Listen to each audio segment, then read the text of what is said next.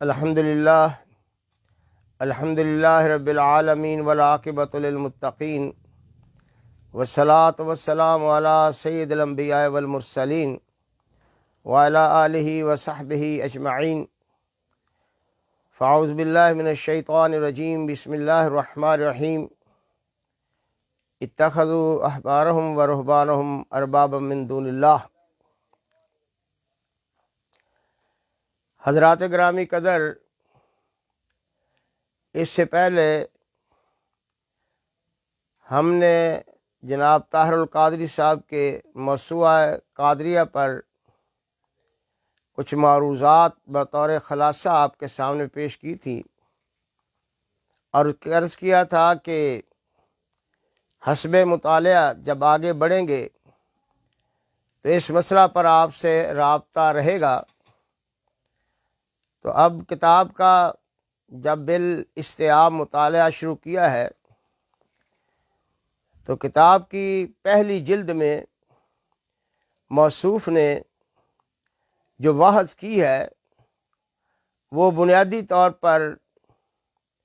حدیث پاک کی حجیت، اس کے ثبوت و وجود اور متعلقات پر ہے۔ مثلاً کہ حدیث بھی وحی ہے، پھر وحی کی اقسام ہیں، وحی مطلوب ہے، وحی غیر مطلوب ہے۔ پھر انہوں نے اسی ضمن میں قرآن کریم کی روشنی میں حدیث کو ثابت کیا ہے۔ پھر اسی طرح انہوں نے قرآن کریم اور حدیث پاک میں حجیت کا جو ترادف اور تلازم ہے اس کو بیان کیا ہے، اور پھر مختلف اسلوب میں انہوں نے حدیث پاک کے مختلف گوشوں پر بحث کی ہے، اور بلا شبہ ان کی یہ کوشش اگرچہ نئی نہیں ہے تاہم قابل تحسین ہے، اور ہم ہر اس شخص کی ان خدمات کو تحسین و آفرین کی نظر سے دیکھتے ہیں جو بھی قرآن و سنت کی خدمت کرتا ہے۔ انما الاعمال بالنیات، یہ تو اپنی جگہ پر الگ معاملہ ہے، لیکن قرآن کریم اور حدیث پاک پر اس اعتبار سے بحث کرنا کہ لوگوں تک اسلام کے ان دونوں بنیادی ماخذوں کا تعارف، حیثیت اور مقام و مرتبہ یہ پہنچ سکے، یہ بلا شبہ ایک بڑی سعادت بھی ہے اور قابل تحسین خدمت بھی ہے۔ بہرحال موصوف نے اس ضمن میں جو کچھ بھی بیان کیا ہے اس کا بنیادی ماخذ وہی کتب اصول حدیث ہے، علوم الحدیث پر لکھی جانے والی کتابیں ہیں، یا تدوین حدیث پر جو الگ سے کتابیں لکھی گئی ہیں، یا جو کتب السنہ ہے، یا عام کتب احادیث میں جو ابواب ہے، کہ جس طرح محدثین رحمۃ اللہ علیہ نے خود بخاری شریف کو ہی دیکھ لیجئے، امام مسلم رحمۃ اللہ علیہ کی صحیح کو دیکھ لیجئے، یا دیگر امام دارمی رحمۃ اللہ علیہ ہیں، یا اسی طرح الشریعہ کی کتابیں جو ہیں، یا سنہ کی جو کتابیں ہیں، وہ ساری ہیں۔ ان میں محدثین نے بڑے شرح بست کے ساتھ اس چیز کو ثابت کیا ہے کہ اللہ کے رسول صلی اللہ علیہ وسلم کی حدیث یہ وحی ہے، پھر اس میں اور قرآن کریم کے وحی ہونے میں جو فرق ہے جزوی طور پر مختلف کیفیات میں اسے بھی بیان کیا ہے۔ پھر اس کی حجیت پر قرآن و سنت اور آثار صحابہ سے استدلال کیا ہے، استشہاد کیا ہے، اور بڑی تفصیل ہے بہرحال۔ اور الحمدللہ ہم نے بھی اس پر ایک مجموعہ اتمام المنہ بالاعتصام بالکتاب والسنہ، بہت سارا الحمدللہ، بلکہ یہ کہنا بے جا نہ ہوگا کہ موصوف کے مواد سے کہیں زیادہ مواد ہم نے دیا اس میں، لیکن موصوف کے بیان میں اور ہمارے بیان میں جو بنیادی فرق ہے اس میں ہمیں آگے جا کر اشارہ کریں گے. تو موصوف نے جو کچھ بیان کیا ہے اگر وہ ایک طرف قابل قدر ہے تو دوسری طرف ایک بہت بڑا سوال ذہن میں ابھرتا ہے اس کتاب کے مطالعہ کے بعد کہ بلا شبہ اور یقیناً یہ سارے مراجع ان کے سامنے ہیں، مگر ان مراجع کو انہوں نے ایک خاص نقطہ نظر سے یا محدود فکر اور سوچ کے تحت دیکھا بھی ہے شاید، اور اسی طرح اسے پیش کرنے کی کوشش کی ہے، اور اسے یوں پیش کیا ہے جس پر کم از کم الفاظ میں یہ کہا جا سکتا ہے کہ انہوں نے ادھورا یا آدھا سچ بولا ہے. اب آدھا سچ ہضم کرنے میں یا اسے شیر مدر سمجھ کر ہضم کرنے میں کیا حکمت فلسفہ ہے وہ تو وہی جان سکتے ہیں، لیکن ہمارا جو ایک تاثر ہے یا سیاق و سباق یا حالات و ظروف کے تناظر میں ہمارا جو جائزہ ہے ہم اسے آپ تک پہنچانا چاہتے ہیں تاکہ آپ کو پتہ چل سکے کہ اس موضوع کی حقیقت کیا ہے اور اس میں کتنا عقیدہ یا علم کی سطح پر وزن ہے. اس ضمن میں یہ بات تو بڑی علم نشرہ ہے اور اکثر لوگ یہ جانتے ہیں سمجھتے ہیں، علماء چھوڑیے طلباء بھی اس سے واقف ہیں، بلکہ عامت الناس بھی اس حقیقت سے آگاہ ہیں کہ کسی چیز کو حقیقی طور پر یا اس کے بنیادی تقاضوں کے تحت بیان کرنا اور دوسرے تک پہنچانا اور اسے سمجھنے سمجھانے کا بہت حد تک تعلق اس بات پر بھی ہے کہ تعرف الاشیاء بازدادہا، کہ اس کے مد مقابل میں جو کچھ ہے اسے بھی واضح کیا جائے. مثال کے طور پر اگر آپ توحید بیان کرتے ہیں، جب تک شرک بیان نہ کریں تو شاید بات نکھرتی نہیں، کھلتی نہیں ہے. اگر کوئی آدمی شرک پر تقریر کرے، بہت لکھے، بہت کچھ بیان کرے، لیکن شرک توحید پر بہت کچھ بیان کرے مگر شرک اس کو بالکل نظر انداز کر دے یا گول مول کر دے تو یہ موضوع کا حق ادا نہیں ہوتا. سمجھنا چاہیے کہ ایسا اسلوب بے خودی بے سبب نہیں غالب، کچھ تو ہے جس کی پردہ داری ہے. اور بہت سارے مستشرقین، متجددین، بلکہ بہت سارے متکلمین اور دور جدید یا عصر حاضر کے بہت سارے دانشور و مفکرین کا انداز بھی اگر آپ دیکھیں تو یہی ہے. دو چیزیں عموماً پائی جاتی ہیں. ایک چیز یہ پائی جاتی ہے کہ کچھ لوگ ایسے ہیں جو سادہ لو عوام کو شکار کرنے کے لیے یا لوگوں کو دھوکہ دہی سے اپنے دام تصویر میں لانے کے لیے پہلے ایک الگ صورت اختیار کرتے اور ایک الگ لباس پہنتے ہیں اور اندر اس کے کچھ اور چھپا ہوتا ہے. موقع پر وہ جب نقاب ان کے چہرے سے اٹھتا ہے یا خود وہ اٹھاتے ہیں تو پھر لوگوں کو پتہ چلتا ہے کہ ہمارے ساتھ کیا ہاتھ ہو گیا. اس کی کئی مثالیں ہیں، دور قدیم میں بھی ہے، دور جدید میں بھی. مگر میں آسان اور شارٹ بات کرنے کے لیے آپ کو یہ بتانا چاہتا ہوں کہ مستشرقین نے حدیث کی بڑی خدمت کی ہے، بلکہ ایسے ایسے پہلوؤں پر خدمت کی تھی کہ شاید مسلمان اس کا تصور نہ کر سکے. مگر اس کے ساتھ ساتھ انہوں نے جو جراثیم چھوڑے ہیں یا جو انہیں مسموم کر کے ہم تک پہنچایا ہے، ہمارا بہت سارا طبقہ اس سے نہ صرف کہ آگاہ نہیں ہوتا بلکہ متاثر ہو کر کسی نہ کسی سطح پر جا کر وہ کم از کم ملد نہیں ہوتا تو دین بیزار بن جاتا ہے. دین سے اس کی دلچسپی کم ہو جاتی ہے یا کم از کم ثانوی حیثیت مل جاتی ہے کہ وہ اگر 100 بات ایسی کرتے ہیں تو 100 میں سے ایک بات ایسی کر جاتے ہیں جو باقی 100 بات کی بنیاد ہوتی ہے اور وہیں سے باقی 100 باتوں پر کوئی عمل کر بھی لے، اس ایک بات سے وہ ساری اس کی عمارت ختم ہو جاتی ہے، وہ یعنی ایک قسم کا بنیادی پلر ہو جاتا ہے ان کا۔ یہ طریقے واردات ہے کہ وہ خدمت کے نام پر ایک سازش کرتے ہیں۔ اب بظاہر ہم ان کی خدمت کا انکار نہیں کر سکتے، کریں گے تو لوگ سرے عام کریں گے یہ کیا کر رہے ہیں جی، اتنی بڑی خدمت کر دی۔ لیکن جو شربت میں انہوں نے زہر گھولا ہوا ہے اس کا ادراک کرنا بہت مشکل ہو جاتا ہے۔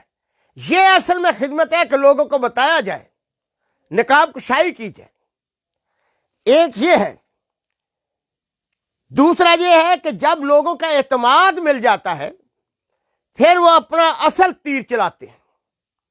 بہت سارے لوگ ہیں، دور اعظم میں دیکھیے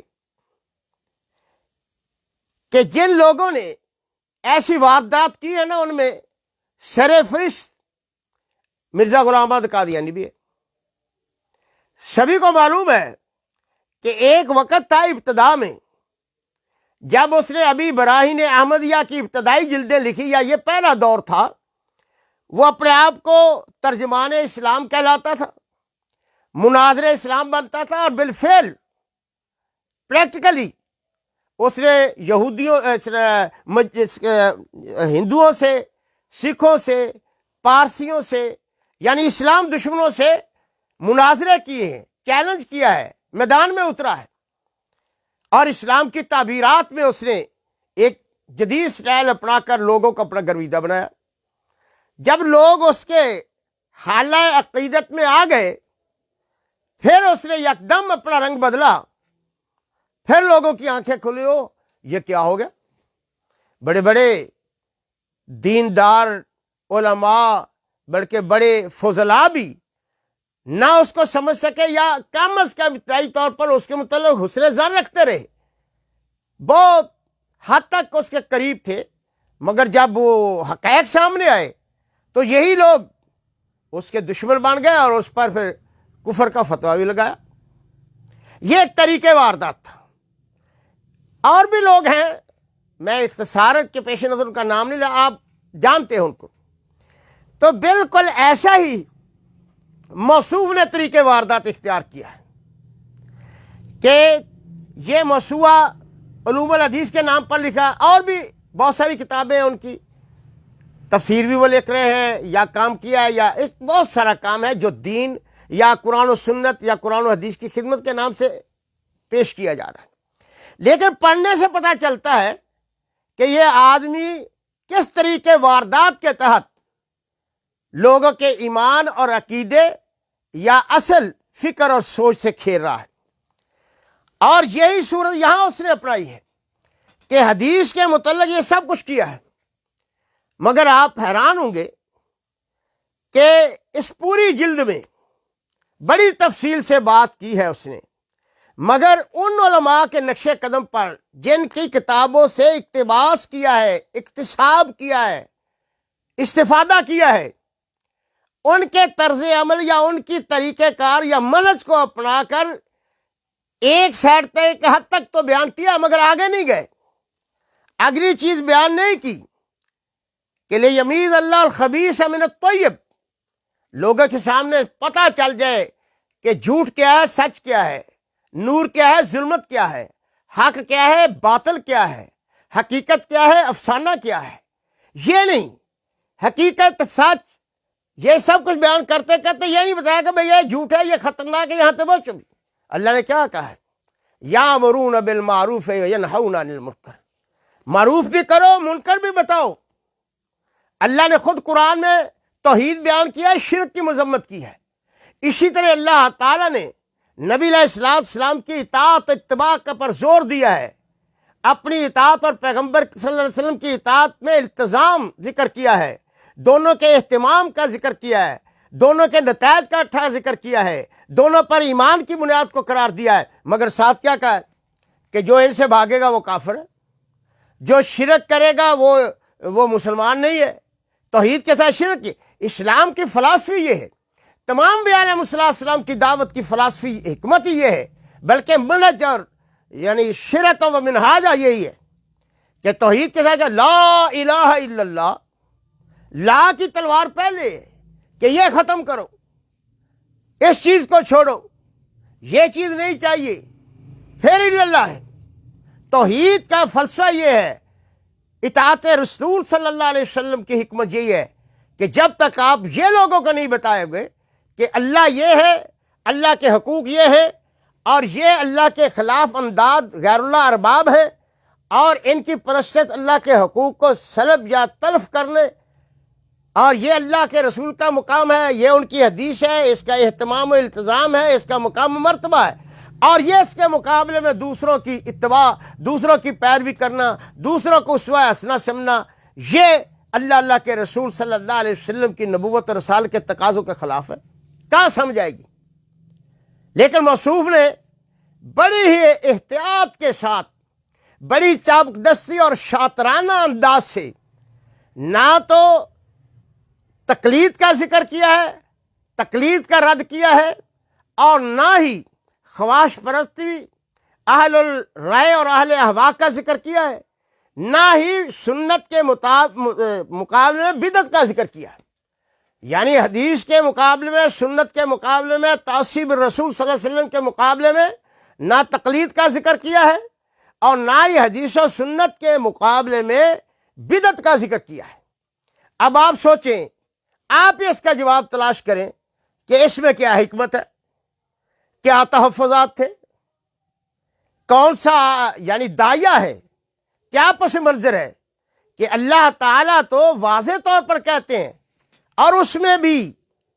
اللہ کے رسول کی اطاعت و اتباع کا ایک پس منظر ہے، اس میں قرآن و سنت کے مقام و مرتبہ کا ایک پس منظر ہے، اس میں بھی اللہ کے رسول صلی اللہ علیہ وسلم کے اسوہ حسنہ ہونے میں جو کچھ فلسفہ ہے اس کا ذکر ہے کہ اتخذوا احبارهم ورهبانهم اربابا من دون اللہ، اور نبی علیہ السلام کی حدیث سے کیا یہ واضح نہیں ہے؟ موصوف نے اس حدیث کو اتباع رسول میں ذکر کرنا مناسب ہی نہیں سمجھا۔ اور کیا اللہ کے رسول اللہ تعالیٰ نے قرآن کریم میں نہیں کہا کہ ان لوگوں کو جب کہا جاتا ہے تو کیا کہتے ہیں کہ نہیں ہم تمہاری بات نہیں مانیں گے، وجدنا علیہ آبانا، ہم نے تو باپ دادا کی تقلید کرنی ہے، ہم نے تو ان کا نظریہ ماننا ہے۔ اس پر موصوف نے کوئی حرف لکھنا بھی گوارا نہیں کیا۔ اس کا مطلب ہے کہ اسلام کے جو بنیادی اصولی ارکان ہیں قرآن و سنت، اور اس کے خلاف جو بنیادی نظریہ ارتداد و انحراف ہے، زندیقیت کی بنیاد ہے، یا اللہ کے رسول سے فرار کا جو چور دروازہ ہے وہ ہے تقلید، اس کو بیان کرنا مناسب نہیں سمجھا، اس لیے کہ اس میں شاید موصوف کی کچھ مجبوریاں اور کمزوریاں حائل ہیں۔ یہ ڈنڈی ماری گئی ہے، یہ گھپلا کیا گیا ہے، لوگوں کو تاثر تو دیا گیا ہے کہ میں سنت اور حدیث کا نمبردار ہوں، میں شیخ الاسلام ہوں، میں حجت الاسلام ہوں، مگر جو اسلام کے خلاف جہاں سے سب سے زیادہ زچ اسلام کو پہنچتی ہے، دک پہنچتی ہے، ضربہ کاری لگتی ہے، جہاں اسلام کا انکار ہوتا ہے، اس سے انحراف ہوتا ہے، ارتداد تک بندہ آدمی پہنچتا ہے، اس کا موصوف نے ذکر نہیں کیا۔ تو کیا فائدہ اس کے ذکر کرنے کا؟ اگر فائدہ ہے تو نتیجہ کیا نکلے گا؟ اور اسی طرح بدعت ہے۔ آپ کتابیں اٹھائیے، علوم الحدیث کی کتابیں اٹھا لیے، یا عقائد کی اصول کی اٹھائیے، یا جن کا موصوف نے ذکر کیا، لوگوں نے لکھی ہے، اشریہ آجری ہے، سنہ خلال ہے، امام احمد بن حنبل کے، ان کو اٹھائیے، جہاں وہ ذکر کرتے ہیں۔ آپ مقدمہ پڑھیے، سنن ابن ماجہ کا مقدمہ پڑھ لیجئے، بخاری شریف کے ابواب پڑھ لیجئے، سنن دارمی کو پڑھ لیجئے، بیسیوں کتابیں ہیں الحمدللہ۔ میں نے پہلے عرض کیا نا کہ یہ کوئی نیا انکشاف نہیں انہوں نے کیا، یہ محنت بزرگوں نے پہلے کر دی ہے، لیکن اس محنت کو ادھر لانے، میں چرانے نہیں کہتا، سارے لوگ متقدمین سے استفادہ کرتے ہیں، ہم ان کے زیر احسان، اللہ ان کو جزائے خیر دے، انہوں نے مواد بالاسناد جمع کیا، ہم تو ان کے ہی خوشاچی ہیں نا، ہم تو ان کے محتاج ہیں، تو ٹھیک ہے، یہ کیا، استفادہ کیا، یہ عیب کی بات نہیں ہے، لیکن عیب کی اور نقص کی بات یہ ہے، زیادتی اور ظلم کی بات یہ ہے کہ وہ جہاں ابواب لاتے ہیں، حدیث لاتے ہیں، آثار لاتے ہیں، حجیت حدیث کے، تعصیب الرسول کے، محبت رسول کے، اطاعت پیغمبر کے یہ سارے واقعات جو لاتے ہیں وہ ساتھ کیا کرتے ہیں؟ وہ اصحاب الرائے کی مذمت کے باب باندھتے ہیں، خواہشات و پیروی اور اتباع اہوا کی مذمت کے باب باندھتے ہیں اور ان کے آثار نقل کرتے ہیں۔ اب میں ان آثار کی تفسیر میں جاؤں تو ایک الگ وقت نہیں، ایک کتاب لکھی جا سکتی ہے۔ اور ویسے بھی ہم نے التزام کیا اس تبصرے میں کہ جو ذیلی یا جانبی موضوعات ہیں ان کو نظر انداز کر خلاصتاً آپ کے ذہن میں لانا چاہتے ہیں کہ یہ شخص کیا ہے اور کیا کر رہا ہے اور کیا کرنا چاہتا ہے۔ تو یہ یعنی ایک پہلو ہے کہ اسی طرح انہوں نے ذم بدعت کے یعنی بدعت کے متعلق اور اہل الاہواء یا اہل الرائے کے متعلق یا تقلید کے متعلق مصنف نے کوئی باضابطہ بحث نہیں کی، بلکہ بڑے احتیاط کے ساتھ کوئی ایسے بھی لفظ لانے سے جسارت نہیں کی جہاں سے چلو آدمی خود ہی سمجھ لینا وہ آثار ہی آ جائے، نہیں، عنوان تو قائم کرنا کجا کی بات ہے۔ تو انہوں نے ان لوگوں کے منہج کو یہاں آ کر چھوڑ دیا، حالانکہ مستقل کتابیں چھوڑی جن کا انہوں نے حوالہ دیا وہ ہے، میں ان کی بات کر رہا ہوں۔ تو یہ ایک طریقے واردات ہے کہ اس کو چھپا لیا گیا، یا کم کا جو اندر کا چور ہے نا وہ یہاں سے یعنی ظاہر ہوتا ہے کہ موصوف کس چیز کو تحفظ دینا چاہتے ہیں اور اس لبادے میں وہ کیا کچھ حاصل کرنا چاہتے ہیں یا کس چیز کو وہ بچانا چاہتے ہیں۔ اور اس کا ایک سبب یہ بھی ہے کہ موصوف خود کو ماتریدی کہلاتے ہیں، حنفی، ماتریدی پلس بریلوی کہہ لیجیے، اور پلس گیلانی بھی کہلاتے ہیں آپ کو۔ حالانکہ موصوف جب خود کو حنفی کہلاتے ہیں وہیں سے کتاب و سنت سے ٹریک بدل جاتا ہے۔ حنفی کہلانے کا مطلب ہی یہ ہے کہ وہ اہل الرائے سے ہے، اور اہل الرائے یہ اصطلاح متضاد ہے اہل الحدیث کی، کہ حدیث ایک طرف ہے، رائے اور قیاس اپنا ایک طرف ہے، یہ ٹریک بدل جاتا ہے۔ پھر آگے حنفیت کے آگے جو ٹریک ہوتے ہیں، آگے جو شاخیں بنتی ہیں، ان میں سے مرجیہ بھی ہیں اور پھر ماتریدیہ بھی ہیں۔ اور پیر عبد القادر جیلانی رحمۃ اللہ علیہ نے تو بدعتی فرقوں میں مرجیہ کو اور ماتریدیہ وغیرہ کو سب جنہوں نے فرق اور مذاہب یا ملل پر کتابیں لکھی ہیں انہوں نے وضاحت کی ہے، لکھا ہے کہ یہ کیا ہے، یہ بدعتی ہے۔ تو موصوف مرجیہ کے ساتھ بھی تعلق ہوا، ماتریدیہ کے ساتھ بھی تعلق ہوا، تو یہ بدعتی ہیں اور وہ بدعتی ہیں۔ یہاں میں ضمن یہ بات کہنا چاہتا ہوں کہ شاید عام لوگوں کو پتہ نہیں ہے، ارجاء کا ایک مسئلہ ہے جو معروف مسئلہ ہے، بہت سارے مسائل میں سے ایک مسئلہ جو محدثین اور مرجیہ یعنی مبتدع بدعتی لوگوں مرجیہ میں اور اہل سنت میں یا اہل حدیث میں جو مسائل کا اختلاف ہے، یعنی اہل سنت بمقابلہ اہل بدعت، اہل حدیث بمقابلہ اہل رائے، ان میں جو مختلفی اور بنیادی اصولی مسئلے ہیں نا وہ یہ ہے کہ ایمان میں اضافہ یا نقصان ہوتا ہے یا نہیں، ایمان جو ہے مجرد ہے یا مرکب ہے، یہ نقصان اور زیادتی کا متحمل ہے یا نہیں۔ اور یہ بات جو ہے مرجیہ کہتے ہیں کہ ایمان جو ہے وہ تصدیق محض ہے، اس میں تجرد ہے، صرف مرکب نہیں ہے، اعمال سے مرکب نہیں ہے، جب اعمال سے مرکب نہیں تو زیادتی کا امکان نہیں ہوتا، تصدیق قلب ہے۔ اس میں یہاں تک بھی کہہ دیا گیا کہ جبرائیل کا ایمان، ایک عام آدمی کا ایمان، حتیٰ کہ یعنی یوں کہیے کہ ابلیس کا ایمان، ایک عام آدمی کا ایمان، بات آگے تک بھی جاتی ہے، میں وہاں نہیں پہنچنا چاہتا۔ تو یہ ایک چیز ہے، اہل حدیث اور اہل سنت سے خلاف ہے کہ قرآن کی نصوص اور احادیث مبارکہ کی نصوص سے ثابت ہوتا ہے کہ اللہ تعالیٰ نے خود قرآن میں فرمایا فزادتہم ایمانا، ایمان میں اضافہ ہوتا ہے، تعالوا نزدد ایمان صحابہ کہتے ہیں۔ اور یہ ایک عقلی چیز بھی ہے، فطری چیز بھی ہے اور شرعی چیز بھی ہے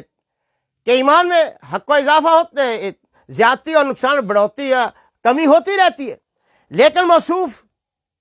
مرجیہ میں سے یہ کہ اور ماتریدیہ جو طبقہ ہے وہ یوں سمجھیے کہ وہ جہمیت کے ایک شعبہ ہے، یعنی تعطیل معطلہ جسے کہتے ہیں، صفات باری تعالیٰ میں ان کا موقف اہل حدیث محدثین اور اہل سنت کا نہیں ہے۔ صفات ہے یا خلق قرآن کا مسئلہ ہے، ماتریدی اس کا انکار کرتے ہیں۔ وہ صفات باری تعالیٰ ہے جو اللہ تعالیٰ کے مسئلہ ذکر کیا ہے، نزول ہے یا ہاتھ کا ہے یا آنکھوں کا یا پاؤں کا ذکر ہے، وہ اس کی تعویل کرتے ہیں۔ اہل سنت اہل حدیث کا مطلب یہ ہے قرآن و سنت کی نصوص سلف کے منہج کے مطابق کہ یہ چیزیں جتنی ہیں ان کا ہمیں یہ معلوم الحال ہے، مجہول الکیف ہے۔ ہمارا ایمان ہے کہ اللہ کے ہاتھ ہے، کیسے ہے یہ جو اللہ کی شان ہے، ہم اس کی کیفیت یہ نہیں کہ ہمارے ہاتھ ہے۔ اللہ کی کرسی ہے، ہمارا ایمان ہے، کیسی ہے ہم یہ نہیں کہتے۔ اللہ نزول فرماتے ہیں، ہاں نزول ہوتا ہے، لیکن کیسے ہوتا ہے جیسے ہم نزول کرتے ہیں یا ہم اسباب، یہ نہیں ہے۔ امام مالک رحمۃ اللہ علیہ نے بھی یہ بات کی ہے، اور اس سلسلے میں سوال کو آپ نے بدعت کہا ہے، مگر یہ ماتریدی لوگ جو ہیں یہ اس بات کے قائل ہیں، یعنی یہ ہے مبتدعہ۔ ہمارے ہاں بدعت کا تصور اور اس بدعت میں فرق ہے۔ یہ بدعت ہے عقائد اور اصول کی، جو پہلے مبتدعہ تھے جنہوں نے صفات جامعہ ہے، قدریہ ہے، مشبہ ہے، معطلہ یہ جو بھی ہے۔ آج کی بدعت جو ہم عام طور پر وہ یہ ہے کہ یہ جو ہم کہتے دین میں نہیں جائے، مثلا میلاد شریف ہے، نبی علیہ السلام کا مولد ہے جسے میلاد شریف کہتے ہیں، تو مولد النبی کے موقع پر جو کچھ کیا جاتا ہے، موصوف نے اس پر بڑا زوردار لکھا بھی ہے، بولا بھی ہے، ثابت کیا، یہ ہم کہتے ہیں یہ بدعت ہے، یہ ایجاد بندہ ہے، یہ دین میں اضافہ ہے۔ جو لوگ ایمان میں اضافے اور نقصان کے قائل نہیں ہیں، حیرت نہیں ہے کہ وہ بدعات کے ذریعے دین میں اضافے اور نقصان کا قائل ہی نہیں، بڑے عمل کیسا عجیب تضاد ہے، لیکن یہ شیطانی اور ابلیسی ہتھ کنڈا ہے، یہ ہے مبتدع۔ اب ماتریدی جو ہے یہ نسبت ہے، ایک صاحب گزرے ہیں ابو منصور محمد بن محمد الماتریدی، یہ سمرقند کے رہنے والے تھے، یہ حنفی بزرگ تھے، یہ تقریباً 250 اور 60 کے درمیان یعنی 58 میں یہ تقریباً پیدا ہوئے ہیں، یعنی 258 میں یہ تقریباً پیدا ہوئے ہیں، یعنی یوں کہیے کہ تیسری صدی کے اواخر میں یہ پیدا ہوئے ہیں۔ تو یہ بالکل محدث نہیں تھے، بلکہ کلامی، منطقی، فلسفی یہ ان کا ذہن تھا۔ انہوں نے تعلیم پائی جن اساتذہ سے،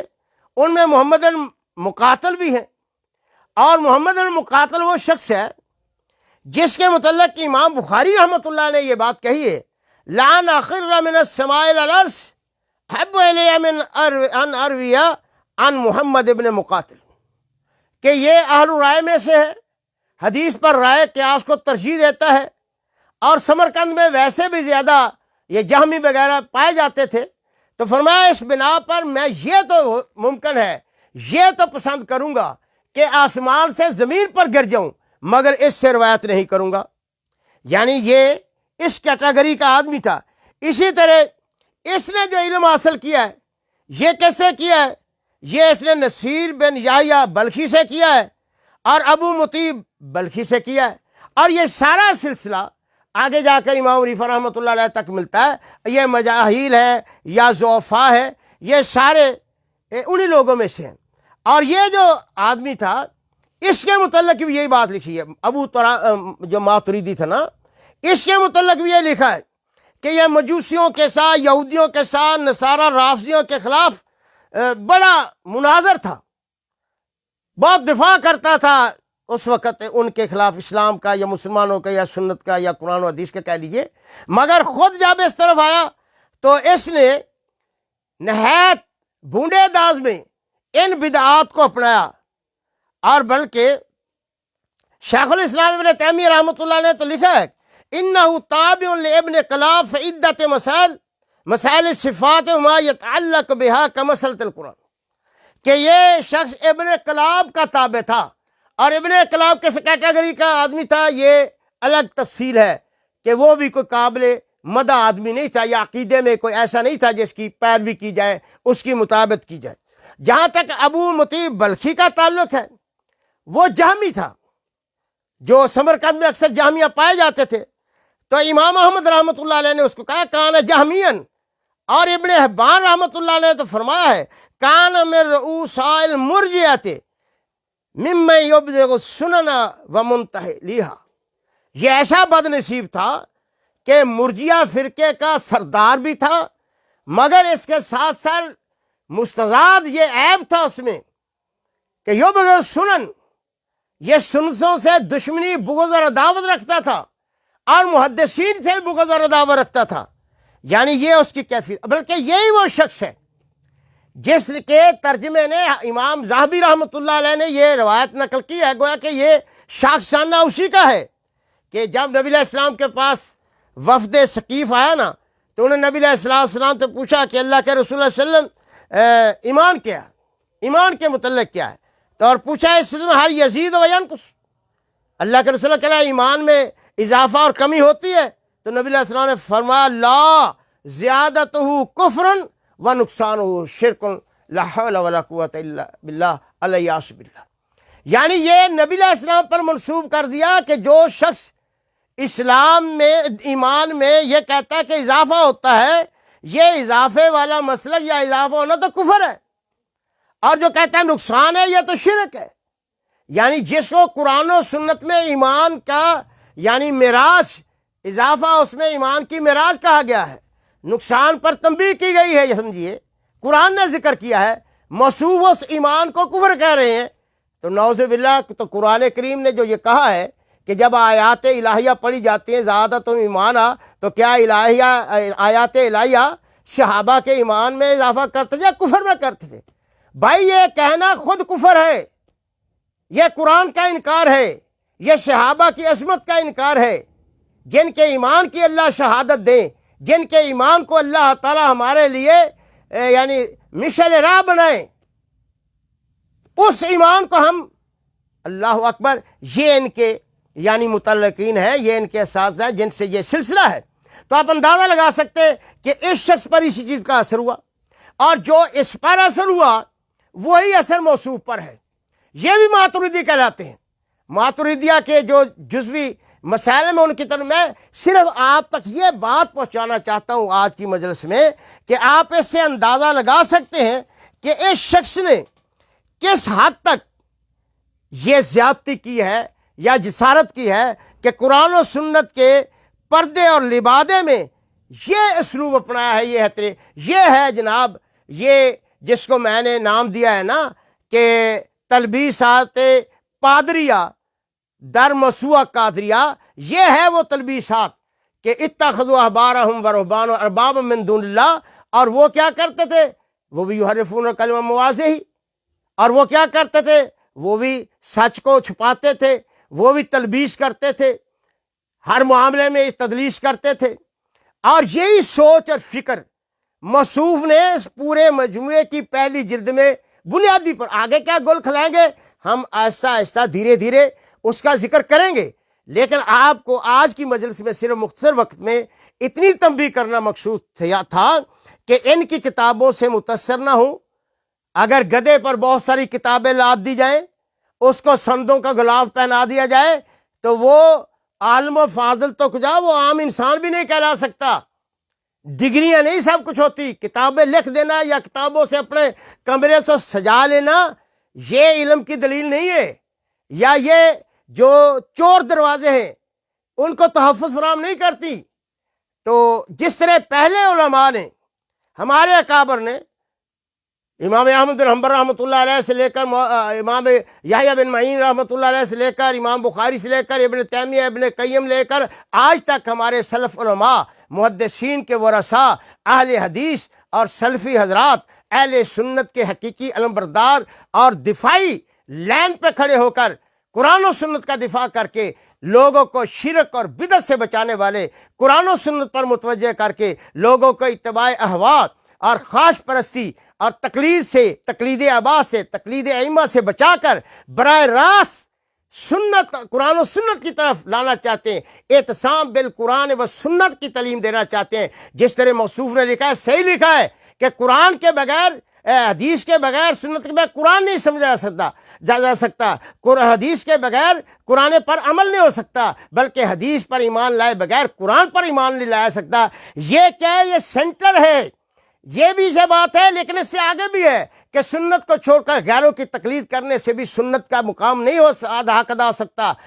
سنت کو چھوڑ کر آباء و اجداد کی تقلید، سنت کو چھوڑ کر بدعات کی پیروی سے سنت پر ایمان نہیں ہو سکتا۔ اسی لیے ہم کہتے ہیں محمد فرق بین الناس۔ اگر قرآن کے مقابلے میں سنت کو لا کر قرآن چھوڑنے سے محمد رسول اللہ فرق ہے ایمان کا، تو قرآن سنت کے مقابلے میں بدعت لا کر بدعت چھوڑیں گے تب بھی ہمارے نزدیک فرق جو ہے وہ محمد رسول اللہ صلی اللہ علیہ وسلم ہے۔ وہ دونوں حدیں ہیں، راہ اعتدال، صراط مستقیم، صراط سوی جو ہے وہ راہ اعتدال، وہ یہی ہے کہ قرآن اپنی جگہ پر حجت ہے، پیغمبر علیہ السلام کی حدیث اپنی جگہ کا حجت ہے۔ قرآن کو چھوڑ کر سنت کو چھوڑ کر قرآن کو اپنانے سے دین مکمل نہیں ہوتا، اور ان دونوں کے مقابلے میں کسی چیز کو اپنا کر، ان کو چھوڑ کر نظر انداز بلکہ ثانوی حیثیت دے کر بھی انسان کا ایمان مکمل نہیں ہوتا۔ اس کتاب کے اس جلد پہلی میں سب سے پہلے ایمان کے اس رکن پر ڈاکہ لگایا گیا ہے۔ ایمان سے لوگوں کو یتیم یا لوگوں سے منقطع کرنے کے لیے ایک بڑے ہی خوبصورت پیرائے میں خدمت حدیث کے نام پر حدیث کے خلاف بغاوت، خدمت و سنت کے نام پر سنت سے انحراف کا ایک چور دروازہ نہیں بلکہ سمجھے گیٹ کھول دیا گیا ہے، یا پرانے گیٹ کو مرمت کر کے لا دیا گیا اور اس کو یا چھپا دیا گیا کہ لوگوں کی توجہ اس طرف نہ جائے۔ یہ ایک گھرونی سازش کی گئی ہے، یہ وہی سازش ہے جو یہود و نصارہ مستشرقین و متجددین دین کی خدمت نام پر یا الجبہ دودار پہن کر دیندار کہلا کر یا دشمن ظاہر بن کر باطن بن کر وہ کرتے آئے ہیں۔ آج یہ حضرت بھی اسی طرح اسی نہج پر چل رہے ہیں۔ اللہ تعالیٰ دشمن کی سازشوں سے جو یہ لبادہ پہن کر ہمارے آستین بن کر آتے ہیں، خیر خواہ بن کر آتے ہیں، میرے بھائیوں، شیطان نے بھی حضرت آدم علیہ السلام کہا تھا کہ میں تمہارا خیر خواہ ہوں، آدم اگر یہ دانہ کھا لو گے تو جنت تمہاری بن جائے گی۔ ان خیر خواہوں سے بچیے، ان خیر خواہوں سے ہزار مرتبہ الحذر فالحذر، ان سے ڈریے کہ یہ ہمارے دین کے محافظ نہیں، یہ دین کے رہزن ہیں، یہ ہمارے صراط مستقیم پر منزل کی نشاندہی کرنے والے نہیں بلکہ صراط مستقیم پر کھڑے ہو کر یہ ہمارے ایمان کو لوٹنے والے ہیں۔ اللہ تعالی ہمیں قرآن و سنت کے صحیح مفہوم، ادراک، محبت، اتباع اور اس کو حرز جام بنا کر اپنے علم و عمل کی زینت بنانے کی توفیق بخشے۔ وآخر دعوانا ان الحمد للہ رب العالمین۔